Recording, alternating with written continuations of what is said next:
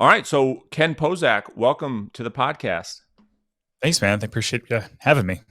Yeah. So, like I was just saying before we hit record, you're from Metro Detroit, which is where I'm from, and you've made some amazing moves in your career down to Florida, which we're going to unpack in just a second. And so, before we get into all of that, what you're doing, what the team looks like, how you're getting clients, just give us maybe the 30,000 foot view on who you are and how long you've been doing this, and you think the things that you think are most important for the audience to know before we dig in. Yeah, man. So I'm originally from Metro Detroit, like you mentioned. I got into real estate in 2003, right out of high school, which is wild. Dropped out of college. Unfortunately, my parents weren't super happy, but and now they are. So I got into real estate sales in '08 after like flipping, and you know what the crazy market was in '06, '07 was a nightmare. So foreclosures and all that stuff. And so got into sales in '08. And then over the next 8 years, we built up like a $40 million team. We were doing like 110 sides was my biggest year in Michigan. And then my wife and I, having, scraped a couple of dollars together, we're like, let's go buy like an Airbnb or something in Florida. We can use it while we're not there. We can rent it and that sort of thing. And we just didn't come back. We were like Florida.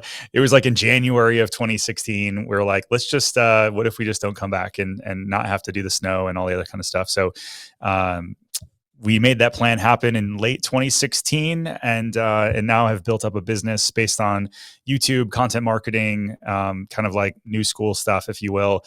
Last year we closed just shy of 200 million, with my team here in Orlando. And man, we do, yeah, that's pretty much it. Content marketing is our jam, and just, really strong culture with our agents. I love it. I love it. And just give us, what does the team look like right now in Orlando? Give us the landscape of that. How many agents, support team? I have 21 agents now, and we have 6 support staff and then 4 on the media team. So 10 support staff total, 4 that help me on the content creation side. Yeah. So you've been able to build that extremely quickly. And so certainly when you see somebody have the growth that you have, it's not like you're just flying by the seat of your pants, although the learning is in the doing. But certainly there's a model, there's some systems, there's some things that you found that have worked along the way. I guess let's dive into first and foremost, so when were you full time? Not coming back to Michigan. I'm going to be in Orlando. Was that 2016? You said you never came back from that point. You were down there full time, or I thought you were going back and forth for a little bit. Yeah, we were. So I say we didn't come back, but I mean, basically we said, hey, instead of buying that little townhouse, let's go all in, build a big house. And while that's, between the time that we put the deposit down and the time it's finished, we've got 8 months. So basically we said by August, we got to be here, live here, get the kids in school, be all in. So we gave ourselves 8 months. But then I went back and forth between Michigan and Florida for 2 years. So 2018 was technically like my first all in year in Florida. I was trying to go back and forth. The business was kind of like slowly falling apart through 17. I had taken some of the agents that worked for me in Michigan, and I said, hey, I'm kind of out. You guys take this over.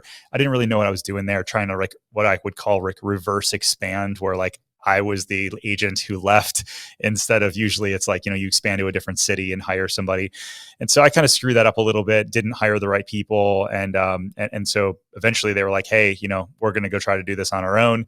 So that team sort of fell apart. And in 2018, I had to make a decision. Do I move back home and try to rebuild and go chase this thing that I had worked for in Michigan, or do I go all in Orlando? And the decision was, let's go all in Orlando. It's amazing because from my understanding, and you can tell me, you can tell us, you started from scratch, like in Orlando. Like from my understanding, you didn't walk into a book of business. You didn't walk into partnering with somebody who had this mega team and you became business partners with them, correct? Like you built it from thin air. Is that right? Yeah, that's true. So I knew Mickey Mouse when we moved here.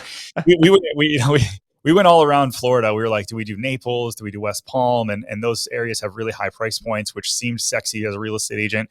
But it was like, what can I raise a family where it's going to be a lot of fun? We chose Orlando and we didn't know anybody. So yeah, it was old school, man. It was just back to door knocking, open houses. And, between you and I and the listeners here, I had a bit of ego. Like, I'm like, hey, I'm doing $1 million in GCI in Michigan and, got a couple of dollars rubbed together. Who am I to do open houses again? And I was very much so humbled, having to just start over again. And a friend of mine is like, listen, bro, you're not shit in Orlando. You need to start over, do what you know works, and then you'll eventually figure it out. So yeah, I was just pounding the pavement, like open houses every weekend, multiple open houses, door knocking. And then I kind of stumbled upon YouTube. And a friend of mine from Jacksonville, he was like, hey, I'm putting out these builder tours, and every once in a while people call me from them. You should try this because it's kind of free. I was like, oh, no kidding. So I grabbed my phone and I just started walking around with my iPhone and editing it on iMovie at night. And I put out 100 videos in 100 days. And Mm. somewhere along the way, people started calling. And it wasn't like a ton, it was just one guy. It was like, I like this video you did on Celebration, Florida, which is the town that we lived in. And, we're looking to move here. We live in Ireland. We found you on YouTube. We want to buy. And so got my first deal. I'm like, okay, wait a minute. This is actually something. Like this door knocking thing, open house thing. I got to keep doing this, but I should really focus in on YouTube when I can. And so I created this strategy, and over the past 4 or 5 years, we put out over 400 videos. We've got 5.5 million views. Nothing insane, but like the amazing thing from that is like we've got a high level engaged audience that reaches out, and they're like, some of them are rabid fans. I've been following you for 2-3 years, and now we're ready to move to Orlando. You're our guy. And so it's been absolutely life changing. Yeah, so I would agree 1,000%. YouTube for me has been life changing in so many different ways. And there's a lot of, I think, myths around YouTube. And like you said, I mean, it's very sexy for these real estate agents to see a guy like you on YouTube doing what you're doing, but it didn't start like that. And I'm going to talk about that in a second. So what did you guys do in 2022? Did you say what was the production volume? 198 million. So, all right, just under 200 million. How much can you track back to YouTube, or what would you say are the top 3 lead sources for the team? Yeah, so I get this question all the time, like how can you track YouTube? Well, if you go to YouTube and you go to my videos, at the end, my call to action is, if you're looking to buy or sell a house anywhere in Central Florida, reach out. My email is info@positgroup.com. Love it. The only time that anybody ever uses info@positgroup.com is YouTube. So like when they email, it's like, so it's very, very trackable. So last year we closed of the 198, 107 million of that came from YouTube. Amazing. Amazing. So this is what I want to just give the audience just a little taste of this, Ken. We don't have to get into the weeds of it too much, but so agents will hear that, as they'll run to whatever shiny object they think is going to get them the best results with the least amount of work. And I think what I heard you say, at least it's been my experience, that as you're building the content machine, you still need some type of direct outbound prospecting approach to generate cash flow until the content machine starts to turn over and generate inbound leads. Was that your experience as well?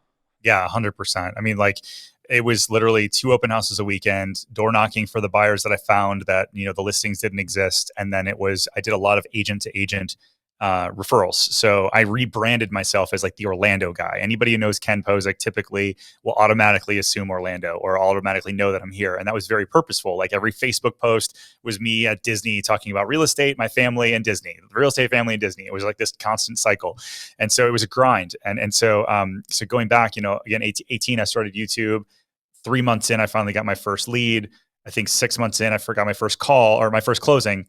And but then after that, it was like 2 leads a week, and then 2 leads a day, and then 10 leads a day. And that's kind of roughly where we're at right now, anywhere between 5 and 10 leads a day coming from YouTube. So but it took a while, and then those leads don't convert immediately. Some of them do, right, but many of them are just you still have to follow. So I would say it was a good solid 2 years before like I could count on that as like a really big pillar of our business.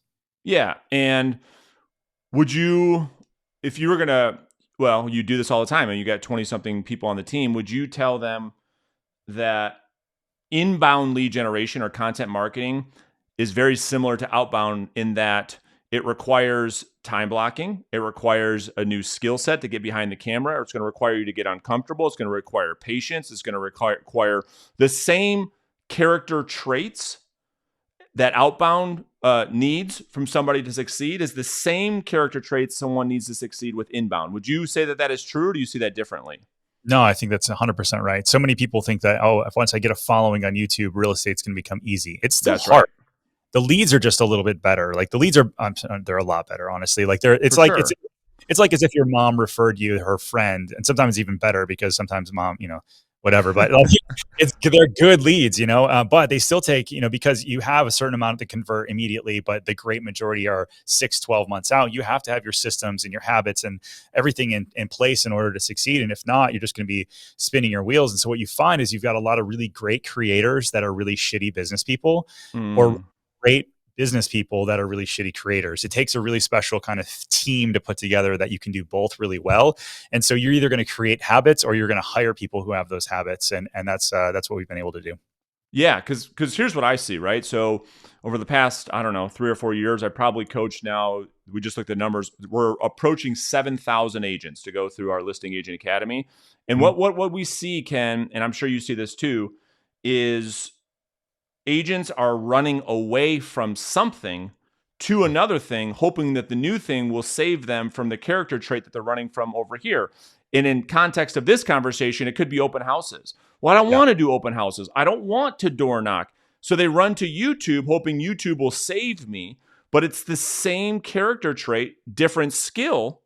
Yep. However, to be fair, but you're not going to get out of something. It's not going to. YouTube won't save you, and that's the thing. I've been working a lot with our agents on growing YouTube, but I just want to make it clear that, I'm trying to protect agents from like bouncing. It's like whatever you do, everything works. Open Everything. house, direct mail, internet leads, outbound calling, door knocking, YouTube, networking, referral partners, everything works if you can stay consistent for a long period of time. Would you agree?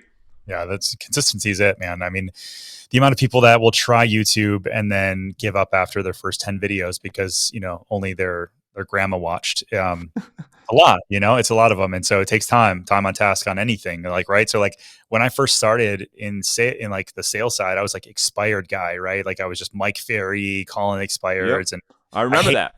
yeah, like I hated it, but at the same time, like I knew because I saw other people that were successful that if I stayed on it long enough that I would win. And so it basically earned my right after building a big sphere to finally build sphere business, if that makes sense. So like I did my 100%. did my reps doing expires for 2-3 years, then built up a big enough database to then market to the database and get business. And then now I didn't have to do that, but I still had to call my database. I Yeah. still had to hold parties. I still had to do all these other things. It just was a just different source. That's exactly my career too. In 17 years, that's been my exact trajectory. All outbound, all direct outbound, paying the price, working on my skills. Then I looked up one day, had a database, started doing 50, 60 deals just from the database as a solo agent, saying, okay, cool. This is nice, and then events, then content, then the podcast, YouTube, the whole thing. Sorry. Yep. So let's pivot. Let's have a leadership conversation. Sure. So, when you were in Michigan, I think for the whole time you were with KW. Was that correct? Yeah, I started with Coldwell Banker for a few Oh years yeah. and then pivoted over to KW in 2010. 2010. Okay. And so that's where, yeah, you really built a name for yourself here in Detroit. I mean, your stock price here was like soaring, right? The Ken Pozak name. I mean, you really built something nice for yourself. And then when you went to Florida, did you switch brokerages? Did you partner with a different company when you went down there, or you stayed with KW? Yeah, I stayed with KW. I had a brief stint last year where I left, tried Real Broker for a while, just wasn't a fit for me, and came home to KW last week. All right. So can we unpack that a little bit? Sure. All right. So these companies obviously no, everyone is aware of them. And I've had really good conversations with the leadership team at Real and EXP and now this LPT thing and all these different companies, right? And I think it's an interesting business model. What was it originally that you said to yourself, well, this makes sense. I'm gonna switch the group over to Real. What was it for you? Because it's different for everybody, I think. I think it was two things. One was opportunity for my people. How can I create a brand and or a system where they have so much opportunity that they would never leave? Like we don't have turnover on my team, man. It's very, very rare someone leaves us, their husband or wife gets a job out of state or some major trauma in their life and it's just very rare people leave, but I wanted to create and continue to cultivate that. So to me, Real seemed like an opportunity where people could pick up some rev share, maybe some stock, and it would be really sticky. Their fees were fairly low, but honestly, like at scale, transaction fees, that's a whole nother story. But anyway, so I wanted an opportunity for people. And so also for me, the rev share game seemed like, they tout, whether it's EXP, Real, LPT, there's a million other ones out. I feel like there's a ton of them coming out Yeah. all the time. They're like, hey, rev share is the way to go. It's passive and it's super easy. It's fucking not. I It's not. agree 1,000%. Stay there for a second. Tell me about that. It's a business, man. Like That's right. rev share is a massive opportunity. I would never discount that. I've got friends at EXP that crush. I've got friends at Real Broker that crush. But to say that it's passive is false. And so you notice that one of two things happened. Actually, maybe one of three things. You treat it like a business, and because here's the thing, these rev share companies don't have a lot of value. And so you, as the person recruiting, need to provide the value to these people so that they stay. And so you've got some of these big, big names over at EXP that have created coaching companies and massive, massive training organizations. And that's amazing. They're providing the value for their people. Now, if they weren't set up from a leadership perspective to then continue to run their team, then their team falls apart. And that's a very, very rare bird that can do share business and big real estate business and do them both well. And so what you find is that a lot of people will join for the allure of rev share, realize that they just want to sell real estate, and then either leave or they just hang out. And so like I know Real numbers better than I know EXP and LPT, but like Real, there were, of the 9,500 agents that there are, something like only 14 or 1,500 even take part in rev share. Right. And so, and I think EXP's similar percentage wise, right? And so then you start looking, okay, where's the best place for me to grow just my business? And what production-based business. Production-based business, just sell a bunch of houses. Because at the end of the day, if they change anything with the rev share model, like, you don't own that. You're renting a business, right? There's nothing you can do. If they say, hey, we decided rev share's half now, you just got to say, cool, I'm with it.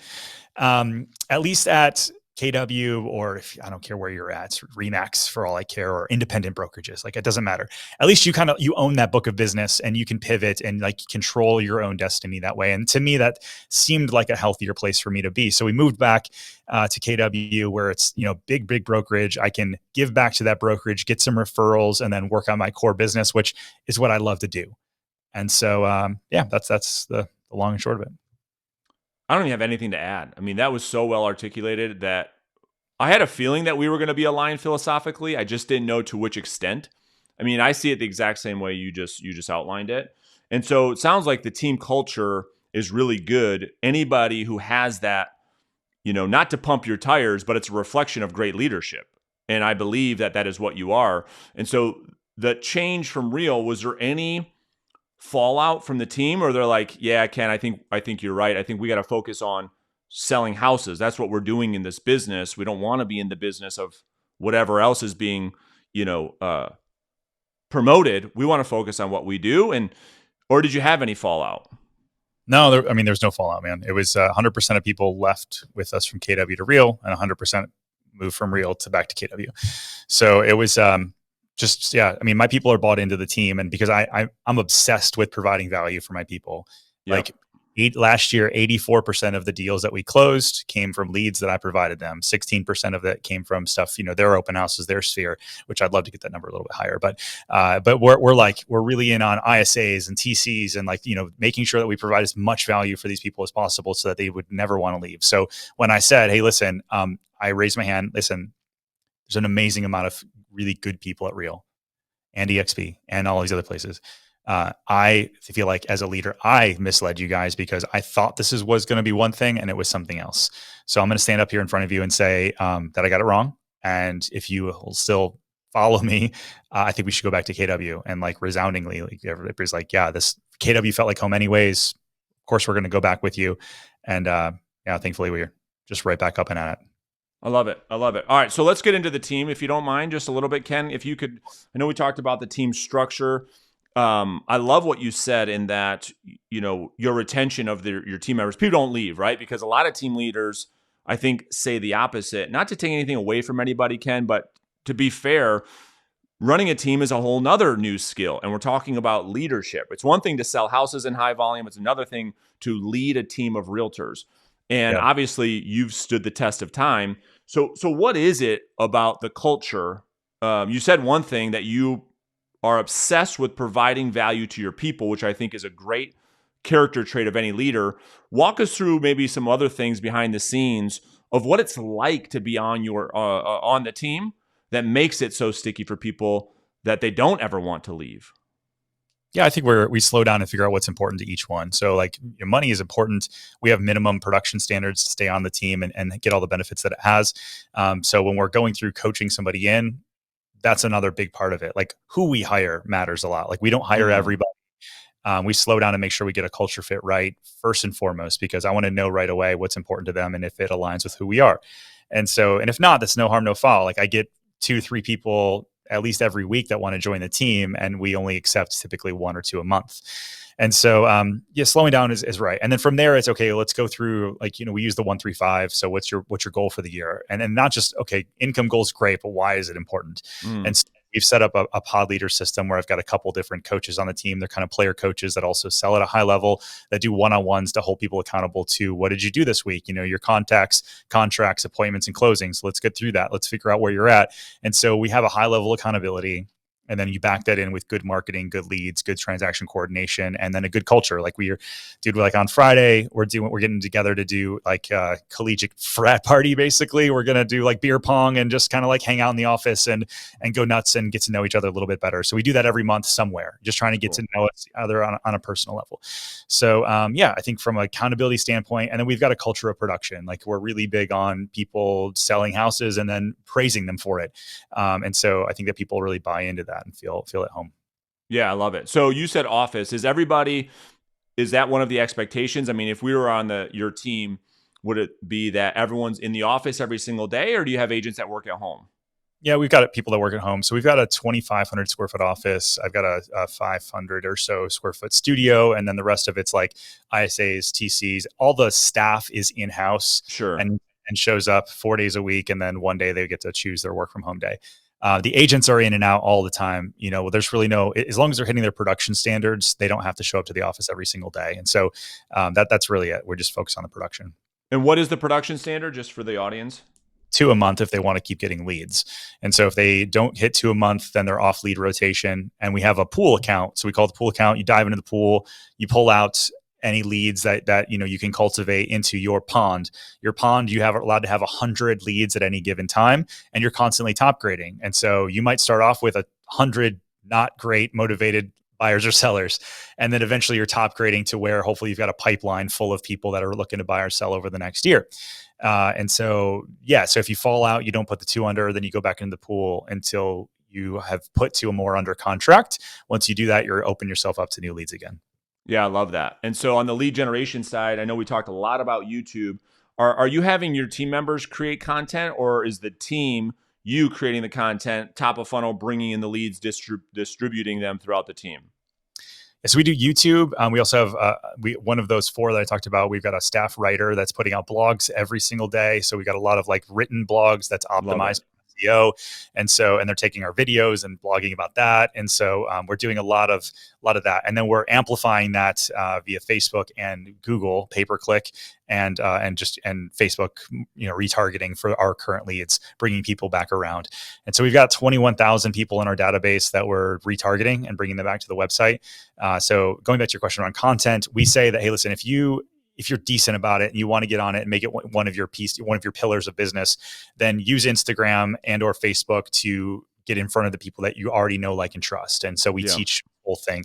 A lot of people, find me on YouTube, but then get assigned to another agent, follow them on Instagram for 6 months, and then eventually convert.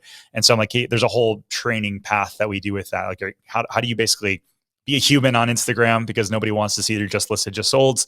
But then also go back and forth on being a real estate agent with higher conversion. So we teach that as like kind of one of our core principles. Yeah, I love it.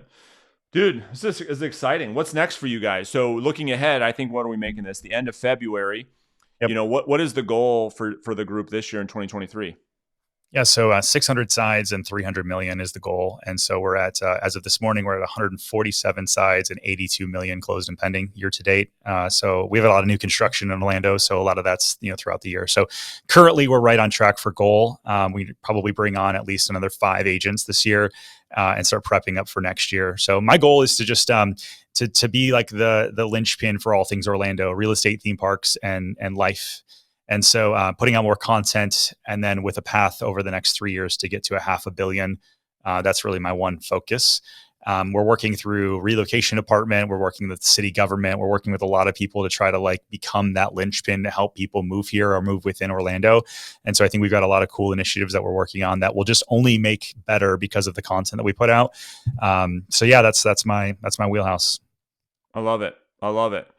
Last question for me. So somebody who's just starting out making content on YouTube, if you can go back, give yourself some advice, what could somebody benefit from if they were to hear that advice?